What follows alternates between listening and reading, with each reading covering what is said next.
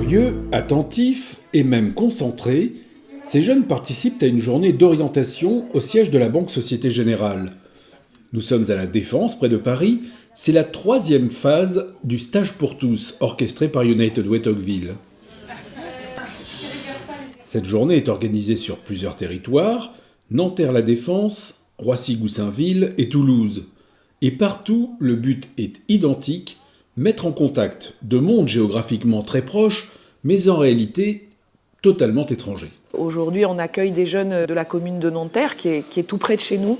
Ces jeunes-là voient tous les matins, en allant au collège ou en allant faire leurs courses avec leurs parents le week-end, nos tours, mais n'y sont jamais rentrés. Et tout simplement, c'était de se dire, on est des voisins, on a tout à gagner, vous et nous, à se rencontrer, à se découvrir, à faire connaissance, à s'apprivoiser aussi. Des figures, on va dire des exemples pour ces enfants dans ces quartiers, on n'en a pas beaucoup.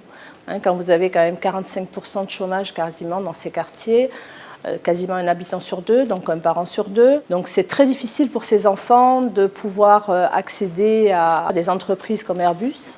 Ça, c'est un petit peu extraordinaire.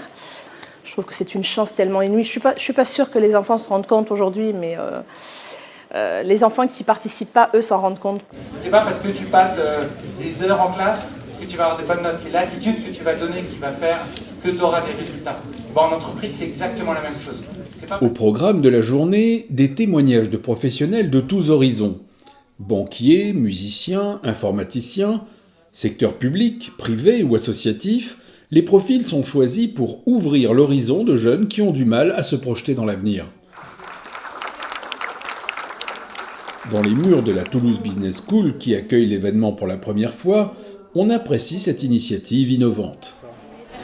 Je vois la rencontre des deux mondes, voilà. Je connais ces collèges, en tout cas j'en connais certains, et c'est important que ces jeunes, effectivement, qui ne sont pas issus de milieux favorisés, de milieux informés, de milieux qui sont familiers avec les études supérieures, puissent entrevoir vraiment un avenir, des métiers. Que ce soit sur scène ou en rencontre directe dans des pièces spécialement aménagées pour cela, les jeunes récupèrent énormément d'informations. Les professionnels sont extrêmement disponibles et bienveillants. Ils sont venus pour partager leurs expériences et expliquer leur parcours. Déjà, tu peux, en tant que graphiste, travailler dans plein de domaines différents.